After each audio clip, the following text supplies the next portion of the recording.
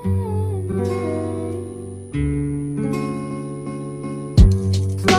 kisses busting by the river. Welcome to another exciting edition of $1 Million Peddlers. I'm Paperboy. And I'm Mr. Magazine. And today is another BOLO day, and I see a lot of things across the top over there for us. Most of them are mine, which means you're going to get a lot of lower-priced items and great stories. Well, I wanted to catch up on some sleep anyway, so now's the perfect time. Wow. Anyways, Whoa. first item is from the Sopranos, Joey Red Eyes. Oh, no, I'm sorry. Yu-Gi-Oh! Factory sealed tin, $770. Wow. 7 bids, too. That's really nice. Is one of the earliest tins and cards you can get, I guess, from their infancy there. But the customer came in. I knew nothing about it. And what it was going for when I bought it, I think it's doubled in price since I sold it. So it's crazy. But it's factory sealed, new, and I think, it's almost 20 years old. So Right. And I do remember a little aside, and I don't remember where you got them from. It must have been from a distributor. But back when you were just running the brick and mortar, years and years ago, you did actually have some Yu-Gi-Oh! Oh, we had Pokemon, all that early Well, stuff. not even the cards. I'm talking the figures. Oh, yeah. I remember that, yeah. And people were coming in and actually buying them. I remember Yeah. looking at them and going, what are those things? And I wish I had bought some of the cards from you back in the day. Yeah, 'cause- early Dragon Ball Z, all that stuff. Yeah, it's all hot now. Wow. Everything. Yeah, crazy. All right, next one. We're going to change subjects here. Oh. And, I picked up a magazine collection, I think in the Northeast, maybe a year or two ago, and I received these for free as part of the deal. I don't know if you remember that. I think there was about 50, 60 reels, original Didn't the 16 person work millimeters. for A theater company or theater something company? like that. Okay, yep. So, but these are the vintage from the 50s, the real big 16 millimeter ones that they, ran through the theaters. And they said, you have to take these along with it. And I'm like, oh, all Darn right. it. So they've been sitting for a while, and we just put them out and did some research. And believe it or not, they sell for about 100 to this one went for 500. So Vincent Price, original theater film reel, 3 reels, yep. And you told me how to, beyond visually, how to tell if there's problems. Yeah, I learned that if you get a vinegar smell, that they are bad and will not play. So luckily for us, most of them smelled nice. They're, like they're supposed to smell. And then you told me another thing about those as well, about the value just of the empty reels. Yes, the empty reels, I've seen anywhere from $15 to $50 for a metal reel. Yeah. Just on those alone. So those, you may not find the movies out there. Well, and another advantage from what I recall, you had the advantage that these were all noted what they were. Right, yes, they're all labeled. You could see that yellow sticker. And then the box that they were in had the same title on it as well. All matched up and everything like that. And then there was a bunch of little promo reels too, like teasers, trailers, and those went for $25 to $75. Nice. Yeah, very cool. Nice. So are you going to be in the film business? I'm in any business as long as I can make money business. All right, next, I remember I stockpiled Hank Aaron stuff when he passed away. This one finally sold. I think I took $185, $190 for it. Signed baseball with a JSA sticker on it. What is RO? Yep. Okay. Yeah. It really It's is. Ron. Signed by Ron. Maybe Rawlings original. I don't know. Okay. I should know, but I don't. But, But it actually, maybe it's on the wall or something. yeah. So or that's how other people list them. And I know. Okay. Yeah, it could be a Rawlings original National League. I don't know. But, I'm sure if we Google it after the fact, we'll find out shortly. Stay tuned. Yeah. After the break. I could ask my lister, and maybe he won't know either. He's just copying off someone else's listing. All right, next. that is Chrome cool. statue. Now this is a mini statue for $200. Now that I might have actually bought. I have a few other ones up there in the 200 range, and I do have a larger statue that's about a $500 sign piece. So his stuff is Robert Crumb. definitely expensive. Now that's not limited. Oh, it is limited. 964 Yep. by 2000. Yep. It reminds me of the Simpsons. Keep on trucking. Why would you ever stop? All right, yeah, I think right there. Yeah, very cool. All right, next I picked up a collection which I've dealt with before, but only the original Steins, the Schultz and Dooleys, but they did a bunch of different reissues, and a lady had all these, maybe a dozen of them, and they're anywhere from $50 to $200. This is one of the better ones, more popular, Air Force First Edition piece. Now anybody that doesn't know Schultz and Dooley, they are mascots for a beer company. Correct. Yeah. I forget which one. I had too many of them this morning, and I forget which beer company. Let's see. Can we tell on the bottom? Not really. Yeah, it's probably in there somewhere. That's one that the beer collectors obviously know. Somebody's not going to stumble across Schultz and Dooley without knowing what they are and say, Right. hey, I want Yeah. to buy that. Yeah. But the nice thing about that is the beer collector. You got the beer collectors, you have the Stein collectors, and you have people that are into the Air Force. So sure. it's 3 different markets it hits. Yeah, very cool. All right, last up for me, sports cards are still hot. Gem 10. This is a Gem 10 Final Authority company, which probably does not exist at this point, but it's still an Allen Iverson rookie card. If this were a PSA, it would probably be worth 10 times this. So this went for $200. So the person's buying it going to break it open, I'm certain. And As long as they think it will pass the 9 or 10 spot, I'm sure. Which they were taking a look at the pictures and all that kind of thing there. And there were a lot of different grading companies back in the day encapsulating the cards. So perhaps the numbers they put on there are meaningless. Right. I mean, obviously, they're not going to put a creased card and call it a 10. So you know it's in decent shape to start with. It's their opinion, Well, but I guess my point is, it may not be a 10 by PSA standards, but it's not going to be a 7 by PSA standards. Yeah. So, and it's been protected in that case for all of these years. Right. So as long as you can figure out how to crack it out without causing any damage to the card, which probably you don't pull it in the middle and do this. No. Okay. See, I learned. I would imagine a saw would be involved or something, but what do I know? I'm sure we can Google that as well. You're probably right. So that's kind of neat, though. So that is something other to think about, though. Search the off-brand grading companies because, again, the cards have been protected for all this time, and with as hot as the cards are nowadays. Yeah, they're a lot more affordable, So the first thing I have here is nothing of any excitement, but the reason why I put it up, well, number one, it's one of my pet peeves, and that's car magazines. But the reason why I put it up is because I don't think a lot of people necessarily understand the long tail. You list it, and you forget it. And admittedly, I did a poor listing on this because I listed it back in 2011 for $12.11 plus $4 shipping. Somebody offered me $11.11 on it. Okay. And I contemplated it. Why? Well, because it took like half a second for me to click accept. Oh, okay. But it's a Motor Trend, common magazine. Very happy to get $11.11. But it took 10 years to sell. Yep. And that's pretty much what the long tail is. Now, I did not put the table of contents up. Those are just things that are listed on the front cover. I didn't do a lot of research on listing it. I would definitely list it a lot better now. But I did just want to show you that if you do have things that are lingering, just out of nowhere, you might get a sale like that. The funny thing is I just sold a Stephen King book on Amazon that I had listed for $10 from 2010. So that took 11 years to list. And the funny thing about that is it had the price tag from the where I purchased it at. I purchased it at a thrift store, $2.99. Don't think I made a lot of money for given the amount of time. If I had taken that $3 and bought a pack of cards and left it unopened, I'd probably be a little better off. Sure. But that's how the long tail works. Took 10 years, and so be it. This only took 5 years. Nice. And I took an offer of $8 on it. Happy to see it go. I didn't make a lot on it, but literally it's a DMV license application fee receipt. Literally when you went to get a license, this is the receipt they handed you back. I only got $8 for it. Probably aren't a lot of these in existence. I mean, obviously that one's one of a kind for that serial number and all that sort of thing. Probably not a lot of these in existence. Why did somebody want it? Because some nitwit listed it. I don't really know. But it just goes to show that things that everybody else throws away, there is a market. It may take a while to sell, but I'm certain I didn't buy it. I'm certain it was in a lot of other stuff that I purchased. So kind of a neat little thing. And speaking of common magazines, you can see on the top there, the next magazine coming up is Smithsonian. Pretty hot title, right? Oh, yeah. I actually bought this. Went not out of my way, but I actually literally, it did not come in a lot. I actually took it and put it in a pile and bought it. Believe that or not. Oh, you cherry picked it. Oh, yes, I certainly did. I paid $1 for it. Rosie the Riveter. Oh, yeah. And it sold for $16 free shipping, but still. Seems cheap, but yeah. I had it listed there. Rosie the Riveter sells because of the listing. I probably, if I didn't, then I scold myself for it. I probably or hopefully listed it also in my military World War II section of my store. If I didn't, then I messed up. I don't know if I did or not.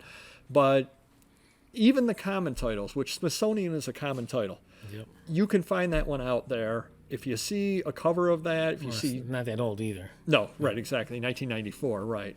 If you see Disney, that kind of thing, even on the common titles, take National Geographic, you've got the Afghan Girl one, and you've got the Moon one. Yep. Those both sell. And they're common titles out there. You can find all the time. Speaking of common titles, I told you, this is just going to be these are all things, the things you listed there, you probably are not going to find cheap. These things you can find out there for $1 or less at sales all the time. Sure. Quick magazine, not a particularly good magazine overall, Yeah. but as I was going through it, I did notice, right there, Maryland, right inside. Very cool. Nobody else had listed that she was in there. Right. I went and listed she was in there, and it sold for the $25 at the bid. Cool. Some Maryland collector saw that, said, I don't have that. Probably didn't even know she was in there. Didn't even know she was in it. Didn't want to screw around trying to buy it from somebody else. Paid my price. I'm happy. Yeah. The next thing over here, if you've got kids, have them turn their heads. I do apologize. We try to be a family channel, but this is going to be one of those occasions when we're not a family channel. Here we go. I have to give the warning. Can you read that? Don't say it out loud, but can you read that cover? I can read it actually now, but I wouldn't have attempted it until you said that. Yep. It's a really weird optical illusion. Eat S. And if you took the magazine and you put it at an angle, you could see up it. Oh, And then it kind of made sense as to what it was. That. There you go. All right. Yeah. Yep. Get your money's worth out of that one. I got $30-some for it on offer. Graffiti cool. magazines are hot. The dilemma that I had with that one, and I did post another picture in there of, the tags that were in there. Look at me trying to be cool. The tags. Very cool. Yeah.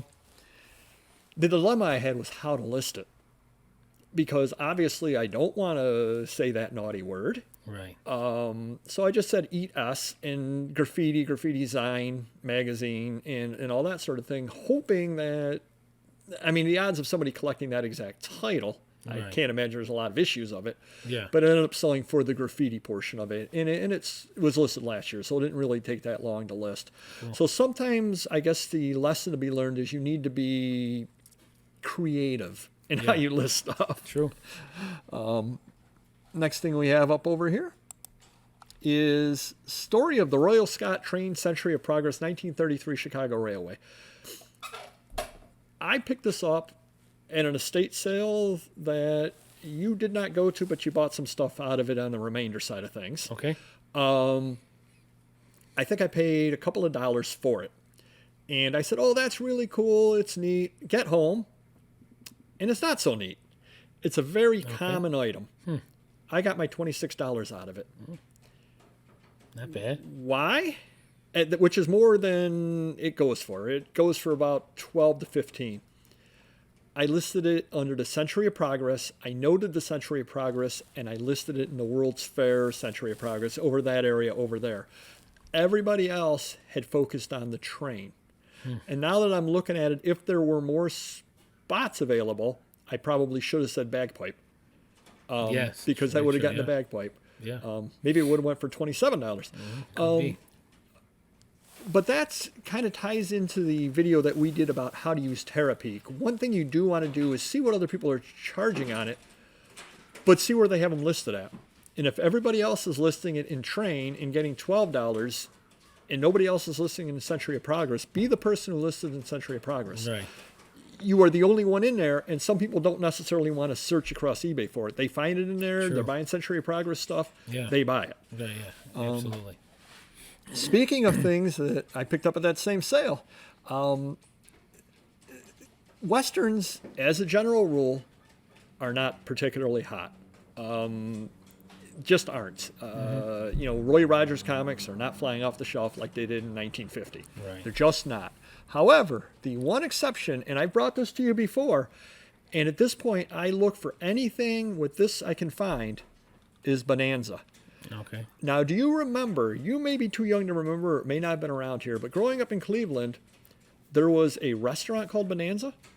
I think I remember that, yes. Well, if you have the napkin from it, it's worth $21. Wow, nice. 2121. 2121, as a matter of fact. Actually, one of those three, well, not Lauren Green, obviously, but Dan Elliott, I believe was the gentleman's name. He actually started the restaurant and licensed it, because he was one of the actors in it, licensed it, et cetera, et cetera. Yeah, nice. And there used to be in Cleveland, and I ate at them a couple of times when I was growing up. Forgot to save the napkins, unfortunately, because I would have had a very valuable haul had I saved those. Right.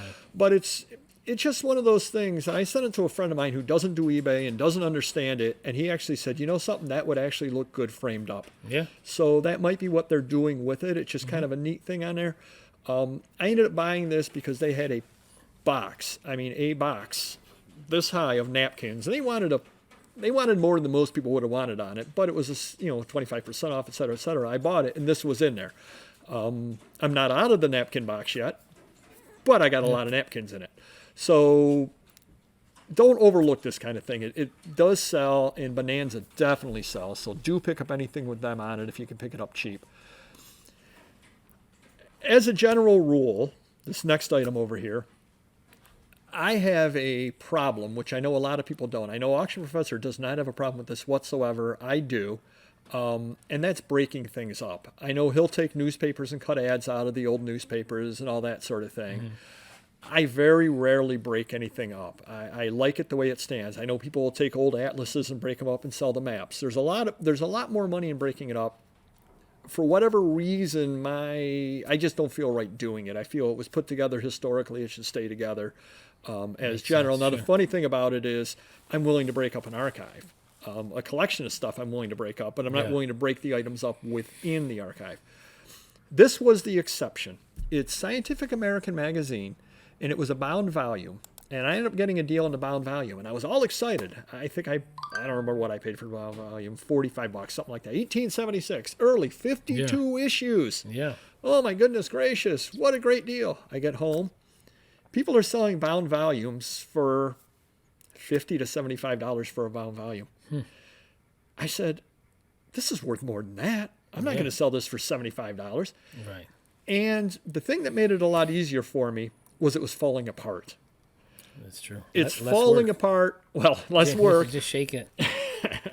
Less work, but also that I don't feel like I'm tearing something historical apart because it's falling apart. If you bought it and you wanted to keep it bound, you'd have to do a lot of work just to preserve it. I got $34 out of this. Now, it's work. I'm not going to tell you it's not work. What I need to do is I need to pull each one out. As you see, I took 6 pictures of it, mention what each thing is in there, but I got $34 out of it, out of one issue. Cool.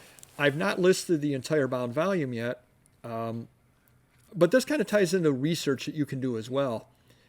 You may not know this, because I didn't know this either. Mm-hmm. Are you aware of what scientific breakthroughs came through in 1876? Not a clue. Well, maybe after this issue they started using them for bird cages. Right. This was the last issue before they did that. No, you're good point. Right. Good point. Yeah, they invented birds right after this. Yeah, exactly. Early 1876. Now, I don't know how well you know this magazine, but it lists patents in there that had been put in for in the last, because there's some lead time when they publish it. So this November 4th might list patents from October 10th, let's say, something other like that. Right. So there is some lead time, but they list patents. Mm-hmm. There was a gentleman who made a patent in early 1876. You may have heard of this gentleman. His name was Alexander Graham Bell. Oh, okay, yeah. I've not gone back into the February, March, April issues. Yeah. But there may be mention of the first telephone. Cool. If there is mention of the first telephone, I am not charging $34.21 for it. Right. Could be a very, very good issue. Again, I've not gone that far back, and at some point, I will get back to those and list them. Yeah. But I did that research.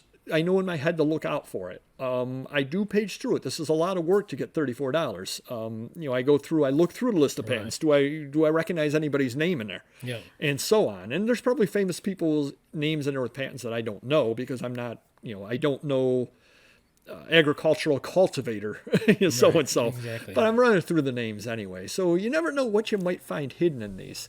Cool. And speaking of, you never know what you might find. Last item I bought at a garage sale, or at a estate sale. I'm sorry, an estate sale. The estate sale had a bunch of Rolling Stone magazines. This is not a Rolling Stone magazine, but it's music related. Completely misfolded. And the way that it was folded over backwards, so you couldn't even see the cover. I don't think anybody picked it up. I picked it up, realized what it was. Now, I didn't know how good it was, how bad it was, but I realized what it was. It was misfolded. But the lesson is, take your time. If you have the time, take the time to actually look through things, because you never know. I mean, and I'll give you a perfect example. You know the character Ghost Rider. Yep. He was based on a 1950s Ghost Rider character. Okay. I was at a flea market, and they had coverless comics for $1 a piece. They had Ghost Rider number 1, the Western from back in the 1950s, except it was folded over wrong, so it had the cover. Oh, jeez. I paid $1 for it because it was with all the coverless comics. Right. You know, that's all the guy had with coverless comics. Yeah. I get home, I'm like, oh, Ghost Rider 1, cool, whatever. This has a cover on it. So all of a sudden, it's $75 to $100 item that I picked up for $1. So what this is the Aquarium Weekly. This was a free magazine given away in New Jersey. Oh, wow. Now, I did a lot of different pictures on it. You know, John Cleese interview, etc. But take a look how poorly folded that was. Yeah, that's Not bad. a lot you can do about it. I mean, I guess I could straighten it out. What's the mint one? 100? I mean, National Acts, all that, you know, Metallica interview from back in 1983. Lots of different ads in it for different bands. Yeah. Free. I wanted $51 on it. Where did I get that price? Pulled it out of thin air. Somebody offered me $25 on it. I said, no, that's not high enough. I think it's worth more than that. Yeah. The guy came back at 38, and I took it. I was happy to move it, probably because of the Metallica and the early interview with them. I don't know why. But take a look at the free magazines. Every major city had one. They told of the bands coming in. They told of this. They told of that. Could be some great ads in there. Who knows? I mean, you could end up having some local bar band. May not be local to your area, but may have been local. You know, maybe it was a Pennsylvania band that hit it big, and they happened to come to Rochester on something or other. Sure. You never know what might be in there, and people will pay good money for it. So don't discount those free magazines, and they are out there. You can find them in people's collections because they were free to start with, and people just held on to them. Yeah. And it isn't necessarily always the cover feature either. I mean, maybe whoever bought it is a big fan of, what was it, Tommy Shaw. Might be, I don't know. Right. But do as many pictures as you can. In fact, somebody else had asked me if there was a ad in there for Golden Earring, the band, because they would have paid the $50 if there was a Golden Earring, because they're a huge Golden Earring fan. There wasn't one, unfortunately, but just kind of hopefully that helps you. I mean, these are all things that you can find out there, ways to market more common things, or in this case, not common, but it was free to start with. They are out there. It was completely misfolded. It was backwards on there. I took the chance on it, got it home, and was very, very happy with it. So hopefully this helps you some. Do mention down below any great finds, or if any of these finds help you, we definitely would appreciate hearing about it. If you could hit the like button, we'd love that. And if you would be able to subscribe, we would absolutely love that even more. And we will see you next video. Take care. Bye-bye.